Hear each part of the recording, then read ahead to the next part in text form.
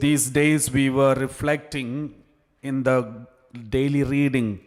We were reading from the book of Genesis, especially the Garden of Eden and the original sin, the way the serpent tempted. So I would like to speak to you something about this Garden of Eden and Adam and Eve and all those teachings of the Catholic Church based on these. And we will come to the original sin aspect, but let me start with an introduction to the Garden of Eden. So we all know God has created the whole world in 6 days. On the seventh day, God rested. And then on the sixth day, God also created the beast as well as human being, Adam and Eve. Now, this is some question which many people ask. First thing, is Adam and Eve real? Were they really existed? Is it only a myth? Is it a myth or mythology, or maybe is it real? What is the position of the Catholic Church about this? So, my dear brothers and sisters, remember the Church believe that we have one Father, the original ancestry, one father and one mother. And the Bible gives them these names, Adam and Eve. Therefore, these two individuals, the first parents, the first father and first mother, they are real. So we do not doubt it, and there is no reason to doubt it. So the Church believes in the first parent and first mother, first father and first father. Praise the Lord. And now, my dear brothers and sisters, there is one more thing which many people give an interpretation.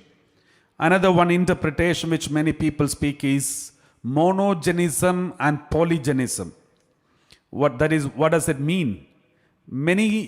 Some people give interpretation about the original human origins. They say they were during the time of during the time of Adam and Eve, God created a group of people, group of men and women, and Adam and Eve is only a symbolic people to represent this group of men and group of women. This is called polygenism. So what is monogenism? Monogenism means there are people who believe God created initially only one man and one woman. From there, all humanity started. That is called monogenism. The polygenism means initially God created so many men and so many women, and then from there the whole humanity continued. This is called polygenism. So which one the Church believes? The Church believes, the Bible accepts, and the Catechism of the Catholic Church also speaks, and even the New Testament, even Jesus himself also speaks about monogenism. That means God initially created Adam and Eve. From there, all generations started. Praise the Lord. So this is what the Church speaks about it. And then there is a problem. Many people ask this question, Father, what about, Adam and Eve had only 2 sons. Cain was the eldest one, Abel was the second one, and Cain killed Abel. And then how did they continue? Who are their children? Whom did they get married to? And all these things. So for these we have to read the Bible. First of all, what does the Catholic Church speak about these original story, the Adam and Eve story and all those things? Though it is real, many of the incidents mentioned there, it is spoken figuratively. So it should not be taken literally. The Church has to interpret it, only then we will understand. Why? Because when God created Adam and Eve, there was nobody recording it in the video.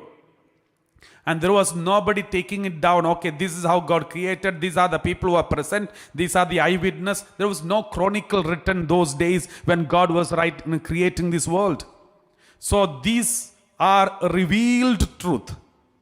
Because nobody witnessed it. Only God knows it. And God revealed it later to Moses and the Israelites through stories. Because just like Jesus revealed the truths of heaven, Jesus revealed to the disciples through stories, parables. The same way, God revealed the secrets about the origin of human being through secrets, through mysteries or parables. So therefore, all the incidents that happened in the book of Genesis, especially the first 11 chapters, it has to be interpreted because many of them are spoken figuratively. It's not, when we speak about original sin, it's not just merely about eating a fruit. And there is lots of meaning about it. We will discuss about the original sin in these coming days, and we'll see what exactly the meaning of original sin, what happened in the original sin. But now we need to understand. We read like this in the Catechism of the Catholic Church, 390, paragraph number 390. Catechism of the Catholic Church speaks like this. Let us read. The account of the fall in Genesis 3 uses figurative language, but affirms a primeval event. It really happened. It affirms there is an event that happened. There is an original sin really took place. A deed that took place at the beginning of the history of man. So the Bible and also the church affirms there was a primeval event, a deed that took place at the beginning of the history of human being. Revelation gives us the certainty of faith that the whole human history is marked by the original fault freely committed by our first parents. So the Catechism of the Catholic Church speaks about first parents and the original fault freely committed by the first parents, and it is a revealed truth, and it is affirmed and confirmed by the church. Continue. Is there? Praise the Lord. So this is what we read from the Catechism of the Catholic Church, 390. So therefore, there are lots of, it is figuratively spoken. That is why, if you check the whole Bible, especially book of Genesis, the people concerned, only, that the writer of the Genesis has picked up only certain members from each family history. Only certain members are picked up because something that happened in their life is very significant for the rest of the human history. And that is why only certain people are picked up from the life, from the each one's generation, and explained in the book of Genesis. For example, Adam and Eve, they had so many children. So many children. Just imagine, Adam lived almost 930 years. His lifespan was only 930 years. His middle age means around 400 years. And then his youthfulness means 200 years. And 300 years, he was young. He was his youthfulness. Adam lived almost 930 years. And in these 930 years, wife Eve also lived a long life, and both of them have only 2 children. It is impossible. And not only that, Bible speaks that they had many other children. Let us read this word of God. Let us read Genesis chapter 5, verse 1 onwards. Let us read 5:1 onwards. This is the list of the descendants of Adam. When God created humankind, He made them in the likeness of God. Verse 2. Male and female He created them, and He blessed them and named them humankind when they were created. Verse 3. When Adam had lived 130 years, he became the father of a son in his likeness according to his image and named him Seth. So here Bible speaks about one more child. Already Bible speak about Cain and Abel, which the story is already discussed in the chapter 4. Genesis book of Genesis chapter 4, the first paragraph onwards, you can see the 2 children mentioned, that Cain and Abel. And the third one mentioned in the Bible is Seth. So these are the only names given among the children of Adam and Eve, because these are the important guys. Why the Cain and Abel's life mentioned, their name is mentioned in the Bible? Because Cain is the one who killed Abel, and this has got an impact on the human history. That is the only reason their names are mentioned. But continue reading verse 4. The days of Adam after he became the father of Seth were 800 years. That means already 130 years he got the son Seth. But after that 800 more. So that means 930 years he lived. And he had other sons and daughters. We don't know how many. Other sons and daughters, because when there are countless children, Bible also speak about other sons and daughters. We can see, continue, if you read, continue different aspects, then you will see all these ancestry and ancient people, parents, they had many sons and daughters. The Jewish people believed Adam and Eve, they had minimum 33 boys and 23 girls, children. That is what the Jewish people believed. And many other the Bible scholars, they also believe they must have more than 100 children, because their lifespan is almost for 930 years he lived, and they must have so many children. But none of those mentioned, because they are not important. Only these three guys were important, therefore their names were mentioned. And that is why at the time of Cain, these children are already grown up. That Cain need not be the first child. Abel also need not be the first child. So it is not chronologically written down, because the intention of the author is to give importance for the meaning of certain incidents that happened from the life of Adam and Eve.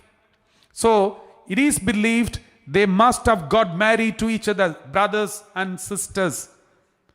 And they must have the relationship. Even marriage was not existing. And so then there will be a question. What about incest? How come a brother can get married to a sister? But my dear brothers and sisters, we have to remember the law that you should not get married to your sister or brother. It came much later.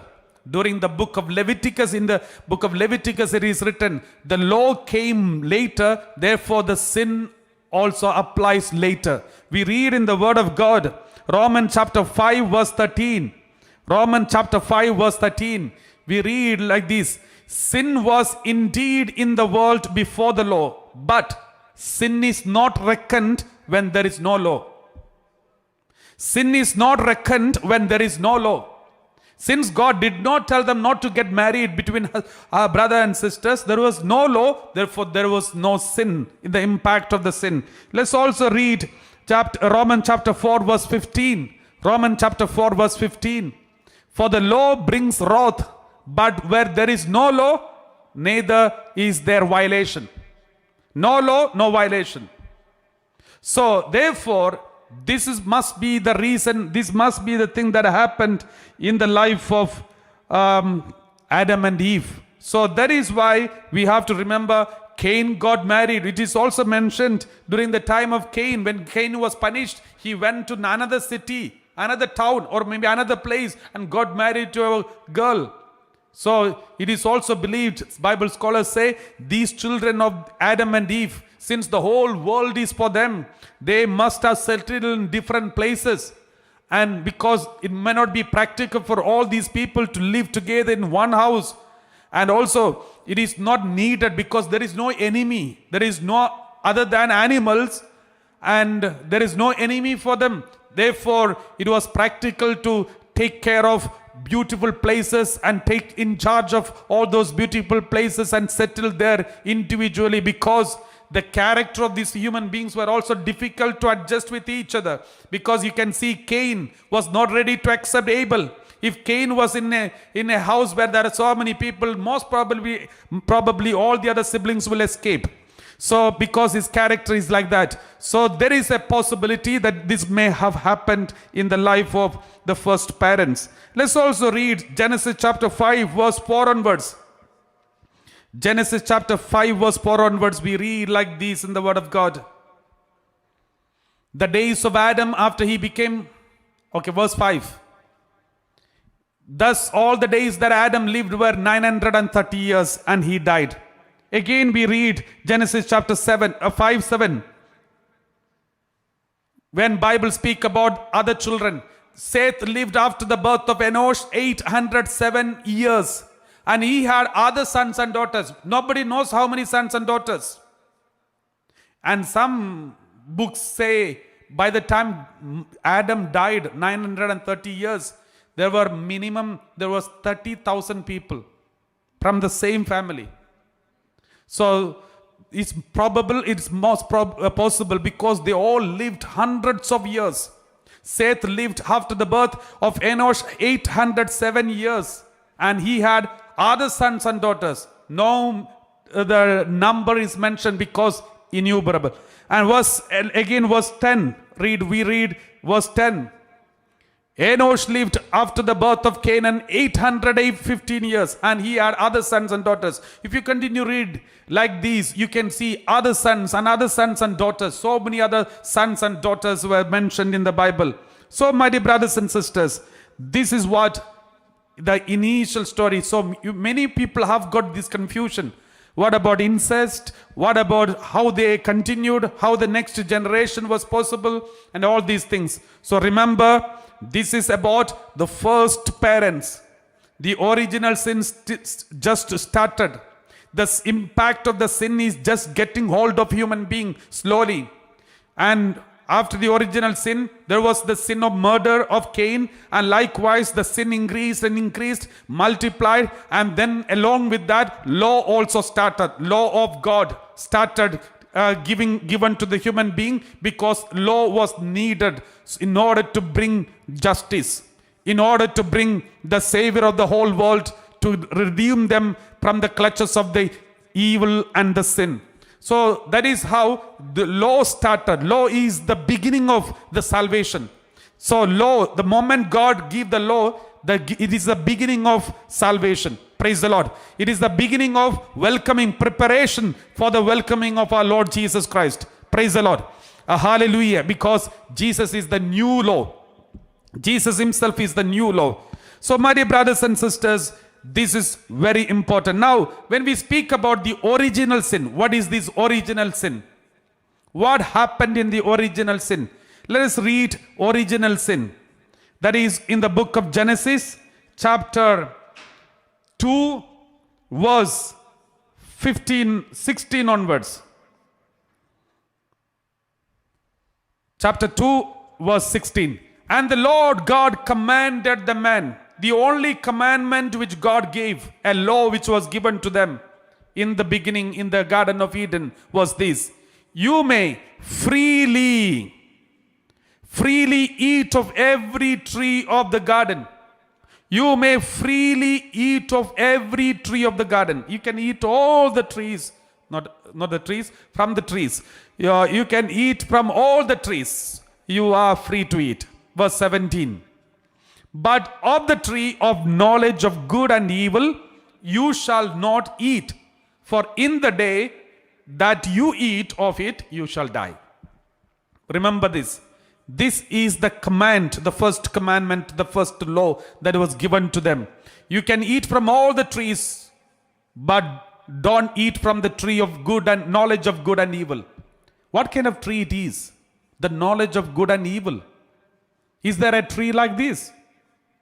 So, have you seen any tree like this with this name? Or a tree which has got this kind of superpower, super knowledge to know the good and evil? So, this is what the Catechism of the Catholic Church says, figuratively spoken.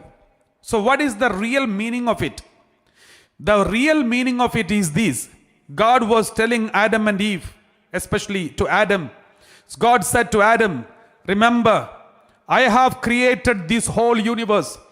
I am the creator and you all are the creatures. I am the one who created this world. You are free. I have given you the free will. Free. You are completely free. The freedom.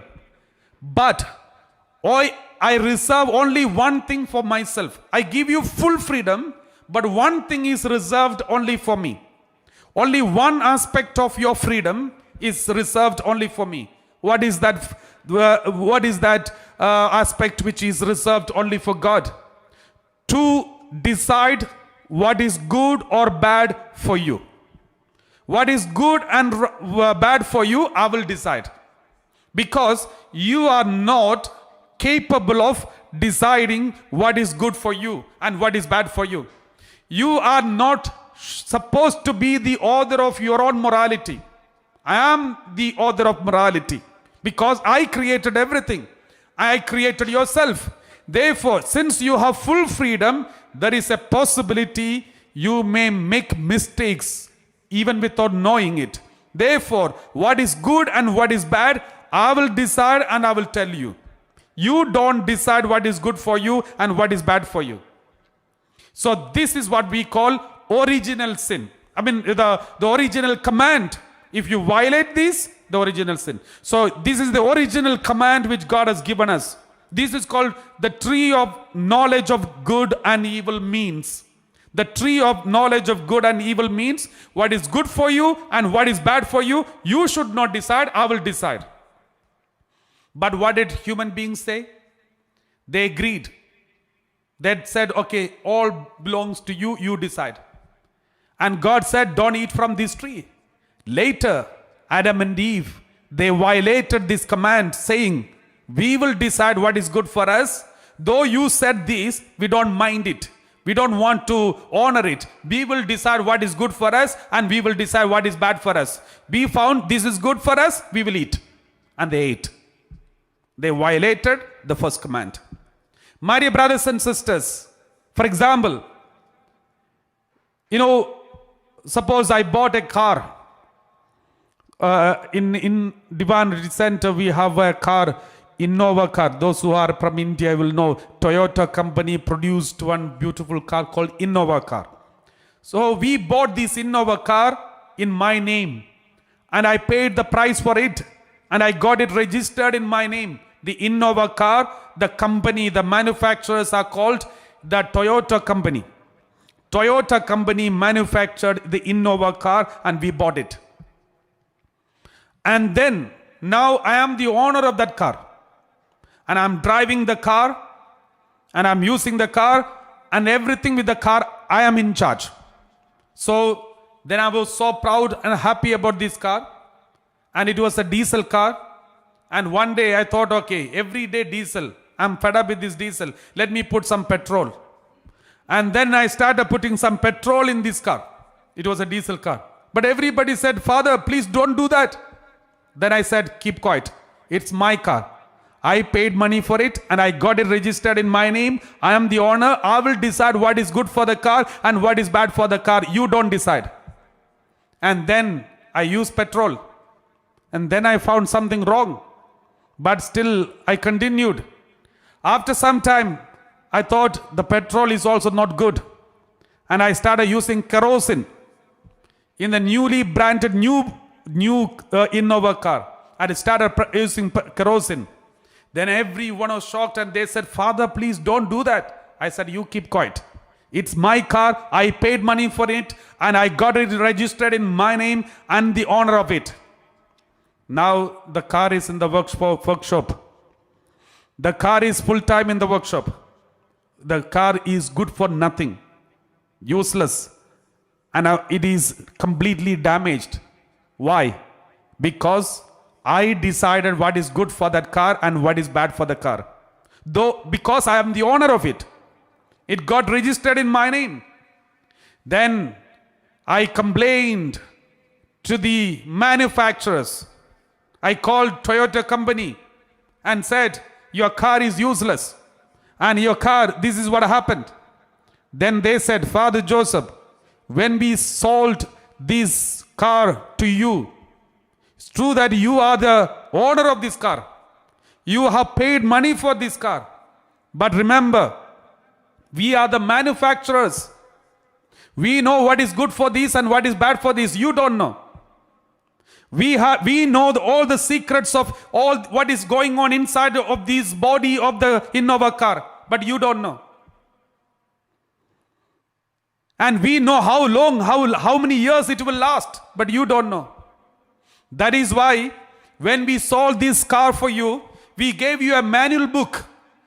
In that manual book, everything is written very clearly. This should be done and this should not be done. It is clearly mentioned it is only a diesel car, not petrol car. Don't use petrol or any other oil. But you did not even read it. Then I said, I thought once I bought it, I am the full charge and full control. Why should I waste time reading this manual book? That's why I did not read it. Then the company manufacturers, they said, then we have no role in it. It is your fault. You pay for it. You have to go through this consequence. We can't do anything here. We are helpless. My dear brothers and sisters, this is exactly what happens in the original sin. God gave us full freedom, but God said, what is good for you and what is bad for you, I know, because you don't know. You don't even know what is going on in your body. You don't know how your heart is beating every second. You don't know how your kidney is functioning every second.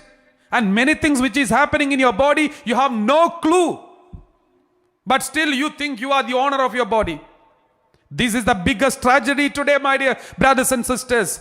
God said, you don't know who you are. I am the one who created you, manufactured you. Therefore, I will decide what is good for you and what is bad for you. You don't decide for yourself. It is dangerous. You cannot claim it afterwards. Once you collapse everything and don't come to the manufacturer. God, where are you? Why did you do this? God will wash his hands and say, I have nothing to do with you because you never read the manual book I gave you. After creating Adam and Eve and God, after creation of the whole human being, God gave a manual book. This is that manual book. In this book, it is very clearly mentioned what is do's and what don'ts. The do's and don'ts are written in this manual book. So therefore, please make sure that you read this Bible before you do anything, because it is written very clearly what should be done and what not should be done. Praise the Lord. My dear brothers and sisters, this is the meaning of the knowledge, the tree of knowledge of good and evil. Many people, they don't even read this manual book. They do whatever they want and they decide what is good for them, what is bad for them. They decide. Some children, by the time when they become 18 years, they tell their parents, parents, you keep quiet. Now I'm 18. Now I will decide what is good for me and what is bad for me. I will decide. You don't decide for me.